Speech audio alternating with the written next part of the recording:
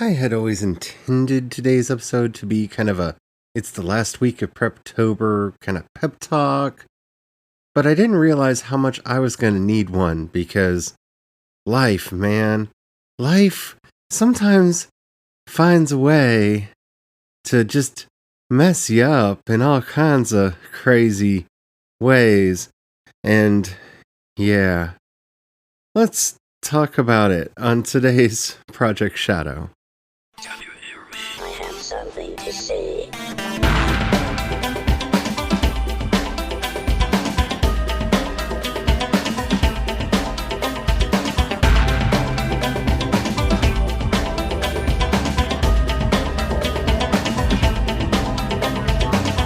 Project Shadow starts now. Hello, everyone. How are you doing today? My name's Charlie. You might know me better as sci-fi fantasy writer C.E. Dorset, especially if you're reading my latest book, Crucify My Love. And yeah, today's been one of those days. I got 0 done in my prep. Doesn't mean I might not get some stuff done later, but oh my. Yeah, we're going to talk about how to get yourself through just insane days, because my day was right out of a Warner Brothers cartoon from the 50s. But before we get into all that, if you haven't already, please take a moment to rate this podcast in whatever app you're listening to me on. It really does help out a lot. It tells the algorithms to share the podcast with more people. The more people that listen, the bigger the community. The bigger the community, the better the chance of us communicating. And after all, that's why I do this in the first place. Alrighty, so my day. Well, if you read the title of this podcast, then you know what happened. So, I have 2 new kittens. I love them. They're named Minerva and McGonagall because I did. Yeah. And so after lunch, after I figured out exactly what I was going to be doing today and I was all excited about it, I went into the other room for a little bit. I came back in here and I found the cats playing with the little pen light laser that we have to play with them. And it was on the floor, and I realized that they had been up on my desk. And at first, I was like, no, stop. And I took it back, and I put it back in a safer place, and then I sat down, and I reached for my glasses. And they were gone. They were gone. They weren't on my desk anymore. They weren't where I left them. And I had so much that I wanted to do. I had so many plans, so many things that I had set up and prepared, and I needed to get my outline done. So what am I going to do? Well, I'm not blind without my glasses, but I have 20/20 in one eye and 20/40 in the other eye, and it causes severe headaches for me to work without my glasses. So yeah, I need my glasses because it's not going to be good for me to not have them. And so I started looking. And I looked under the table where the cats play, and I found a whole bunch of stuff that I don't know where they found or how they found it or where it came from, but it was there. But no, my glasses weren't there. And I looked in their pen because we have like a 41-inch circumference pen that we keep them in at night because they're young and they're still little hellions. And nope, not in there. I looked under the desk, looked on top of the desk, took everything off the desk, thinking maybe the cats didn't take them and I just put them somewhere stupid. No, they're not on the desk. I looked everywhere. I finally, after about 3 hours of looking, found them, and they had knocked them off my desk and kicked them all the way back behind my chair, and I found them. But by this point, I had pretty much moved every piece of furniture in the house, except for like the bed and stuff in the bedroom, because bedroom door is closed, so I don't have to worry about them getting in the bedroom. And yeah. But I found them, And needless to say, all my energy reserves went into finding my glasses.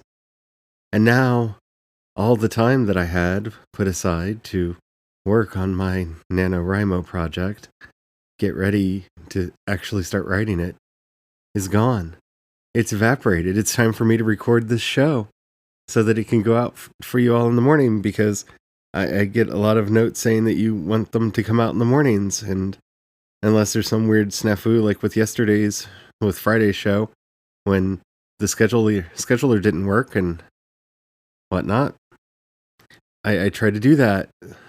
So I'm doing the podcast now, and that's life as a writer. Like, I don't know of a better story to explain what life as a writer is like, because no matter how well prepared you think you are, how set up you think you are, the cat will steal your glasses. And then you will spend all day running around in a circle trying to find them, only to find out that there they are, not that far from where you left them and where you probably should have looked first, because logic dictates that if they got knocked off the desk, they might be under that chair. But that didn't make sense at first, so I didn't look there. Yeah, that's the writing life. Because I can't tell you how many times I've gotten started on a project or set myself up to work on a project and then got lost in an endless stream of either world building or research or something other than the writing that I had originally intended to do. At some point, the cat always seems to steal the glasses, and we get lost. And here we are, starting the last week of Preptober.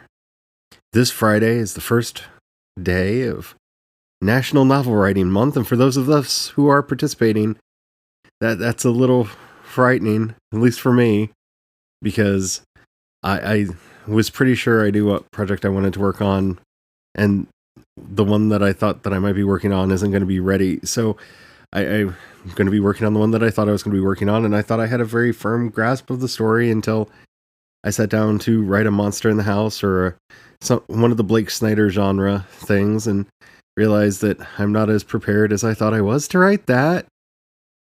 Like a week out. Yeah. I think we all get to this point where we think we're more prepared than we are. And even when we are completely and totally prepared, something will come out of left field and knock us for a loop. But that's just the writing life. That's what it means to try to be a creative. Something will always be trying to take your energy. Something will always be trying to distract you from the work that you're wanting to create. Whether it's a tangible thing, a feeling. For goodness sakes, the weather today, my legs have been in absolute agony, as is my back. My emotions have been kind of on a swivel today. But luckily, I had a gummy and everything got better.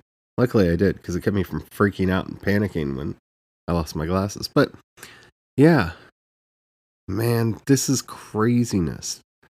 In less than a week, we're going to start writing 50,000 words, and we're going to do it in 30 days. And I say we because I know a lot of you are going to be doing this, and you can do it. We can do it. I know it's possible. I've done it 3 times successfully.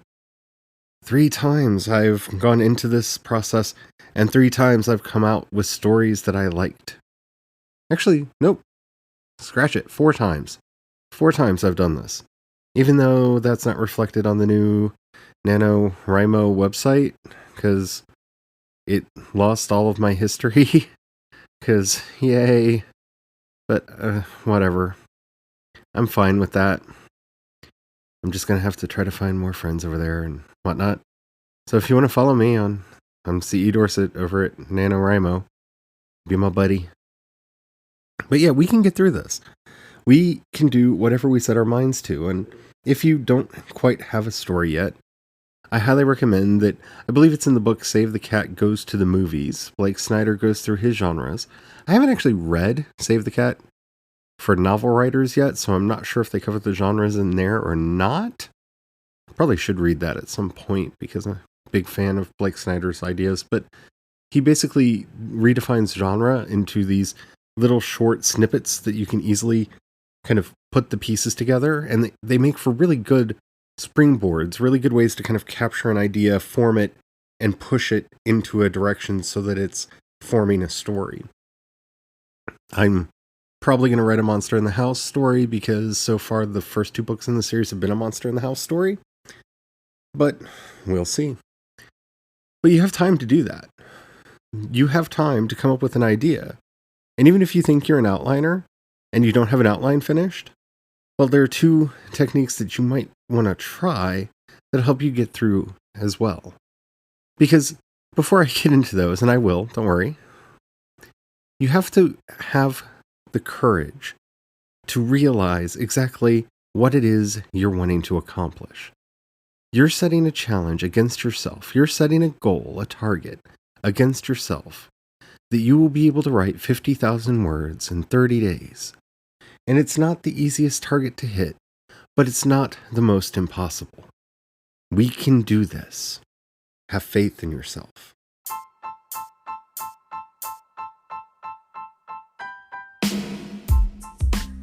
So, you don't have an outline and you don't feel like you have enough time to make an outline? 2 solutions for you. 1, be a pantser. It's fun, it's easy, and it's completely nightmarish and painful and really hard, and nobody should ever do it, but it's fun. Because I'm kind of a pantser. I tend to be a discovery writer. I like to see where a story goes. I like to kind of spend most of my time developing characters and motivation, and then following those characters to see where the story ends up. But I put certain limits on what I'm doing, and I use Save the Cat to actually do that, and that I know when certain beats of the story should be happening, though I usually don't know what those beats are going to be, but I use those to rein the characters in. If in this scene we're supposed to be having a crisis, then I need to get there when I get there. I need to focus on making sure that that event happens at its appointed time. And that helps me stay on track, and that helps me stay focused.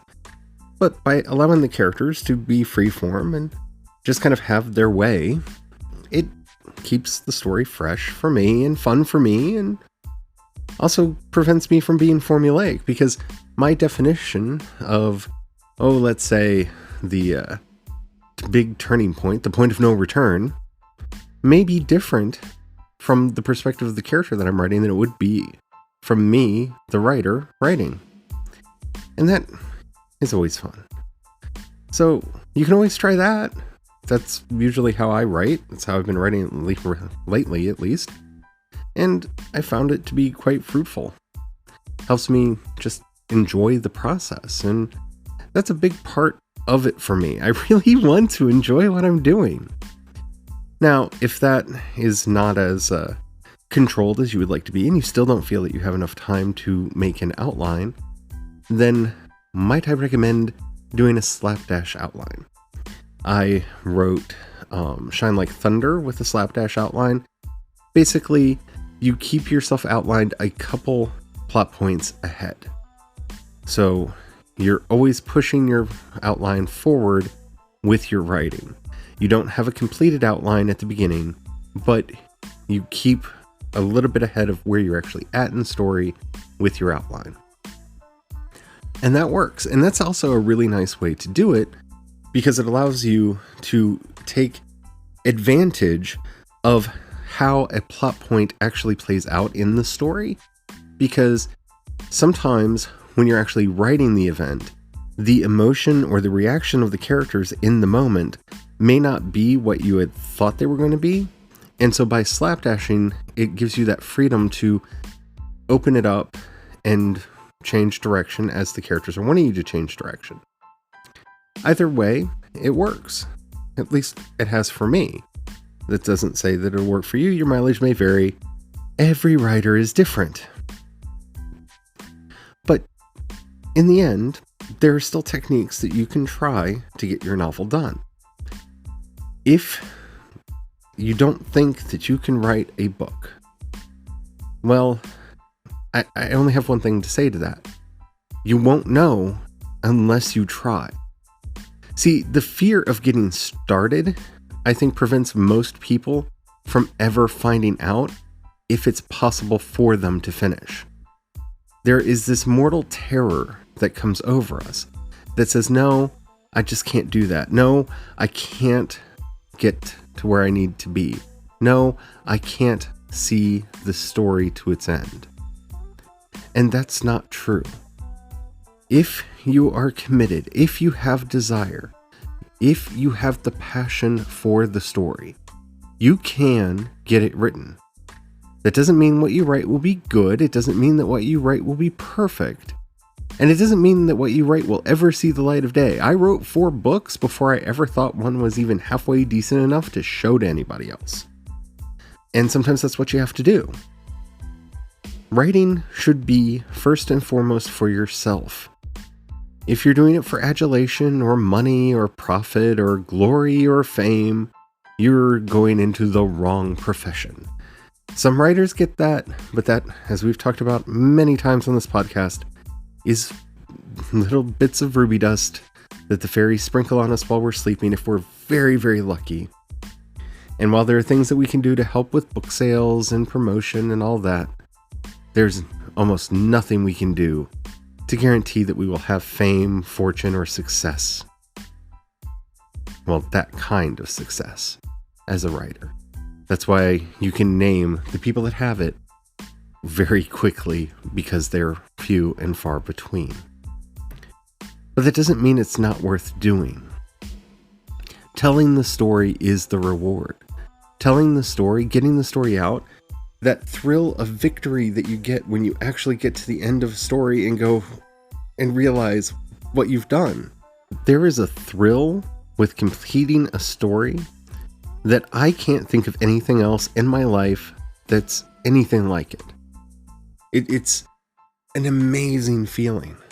Even if no one ever sees it.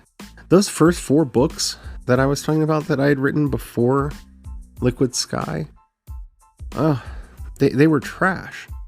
I got to the end and I reread them and I just thought to myself, wow. The first one, Empires, it took me 4 years to write it. And it's terrible. It is complete and utter trash. But it taught me a lot, and I learned a lot by doing it. So don't think that what you're writing is going to be perfect. Don't think that what you're writing is going to be for other people. If that's your intention going in, then you've distracted yourself from the actual purpose of what you're doing. We write first and foremost for ourselves. Because if we're not entertained, if we're not enjoying the process, if we're not enjoying the story and the character and the worlds, no one else is going to enjoy them. They will be lifeless, listless, and hopeless. And they won't find a home when we send them out into the world. So, let go of your stress. Let go. That's what you really have to do here. Yes, if you're doing National Novel Writing Month with me and a lot of other people, yes, we've made a commitment to write 50,000 words in 30 days, but that commitment is to ourselves. Yeah, we may have told other people, like I'm telling you right now, but you're not going to hold me to account for that. Because you can't hold me to account for that. I am the only person responsible for doing that, and I'm the only person that will be let down if I don't make it. Yeah, I've got some readers that might not be happy that the new book that I'm working on will be delayed a little bit, but hey, that's life. That's the process. This is a challenge that I'm making against myself because I know I can do it. I enjoy the thrill of victory, and I know the pang of defeat. But through it all, it's worth doing. Through it all, it's empowering and just helpful for me to focus on what I'm wanting, on my story, on my worlds for 30 days. Not having to worry about marketing, not having to worry about editing, revision, any of the other things that take up the rest of my year. For these 30 days, it's all about the story, the characters, the world, and my ability to enter that place and be there with them through the good, through the bad, and through the ugly. And I really hope you get to experience that for yourself with your own characters, your own worlds, and your own dreams of what could or might be. I hope you enjoyed this episode, and I hope you're getting ready and excited for Friday. Nano's coming so quickly. So quickly, it's coming up on us. If you haven't already, please do take a moment to rate this podcast on whatever app you're listening to me on. It does help out immensely. If you have any questions, comments, or topics you'd like to hear discussed on the show, you can use our voice message system. You'll find a link to that in the show notes. Keep it short, keep it clean so I can use it on the show. I would love to hear from you. You can also hit me up on Twitter and Instagram. I am C. Dorset on both. You can find links to everything that I do over at projectshadow.com, which I really need to do some stuff on. That's a good question for you. What all would you like to see on projectshadow.com? Because, yeah, I have ideas, but I don't know. So many things I want to do. Anywho, if you have $1 that you can pass my way and join the project and help me do all the things that I want to do and help pay my bills along the way, because, yeah, it's nice to be able to pay the bills. You'll find a link in those same show notes to both my Patreon and the listener support page. The difference between the two is people on Patreon occasionally get stuff. If you're doing that already, I just want to thank you from the bottom of my heart, and if you're not, that's okay. If you don't have any money right now, or you just don't feel like giving, that's perfectly all right. I trust me, I understand not having any money. I really do. I'm a writer, and my husband's a restaurateur. We know all about not having money. It's kind of our thing. But if you do know somebody that you think would like the work that I do, please do share it with them. That helps out immensely as well. Yeah, it's coming. November is coming. Are you ready? Until next time, don't forget, have the fun. Bye.